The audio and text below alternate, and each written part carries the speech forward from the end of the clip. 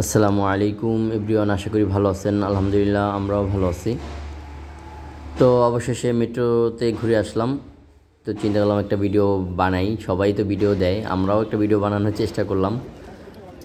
তো গিয়ে যেটা দেখলাম প্রচণ্ড ভিড়, যেহেতু শুক্রবার দিন গেছি, শুক্রবার দিন অনেক ভিড় থাকে। তো যারা আপনারা আসবেন ফ্যামিলি নিয়ে শুক্রবার দিন ঘুরতে, অবশ্যই একটু হাতে সময় নিয়ে তারপর আসবেন, কারণ এখানে অনেক জ্যাম থাকে, প্রচুর ভিড় থাকে, সিরিয়ালে আধা ঘন্টাও দাঁড়ায় থাকতে হয়। তো আপনারা একটু আগে হাতে সময় নিয়ে বের হবেন, যাতে আগে এই সিরিয়ালটা দিতে পারেন। তো আমরা টিকিটটা সংগ্রহ করে উপরে চলে যাই প্ল্যাটফর্মে।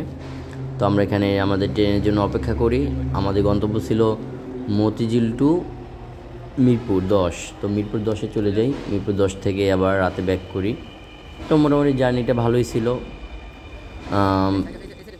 কিছু কিছু জায়গায় প্রচুর জ্যাম ছিল, মানে অনেক বেশি যাত্রী উঠতেছিল। তো সেক্ষেত্রে একটু কষ্ট হয়েছে আর কি। তারপরও যাক, ঘুরে আসলাম, ভালো লাগলো।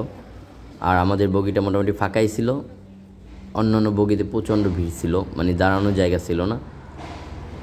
তো আপনারা যারা আসবেন ঘুরবেন, অবশ্যই একটু সাবধানে চলাফেরা করবেন এবং অবশ্যই হাতে সময় নিয়ে আসবেন, কারণ আপনার এখানে দাঁড়িয়ে থাকতে হবে, ভিড় হয় অনেক, যাতে করে টিকিটটা আগে কাটতে পারেন। এবং সবচেয়ে যেটা ভালো লাগছে, সব স্টেশনে আছে কিনা জানি না, যে পুরুষ এবং মহিলা আলাদা আলাদা সিস্টেম করে ওখানে আনসার যারা থাকে ডিউটি, তারা বলছিল যে এটা মেয়েদের বগি, এটা ছেলেদের বগি, আপনারা এভাবে আলাদা হয়ে দাঁড়ান।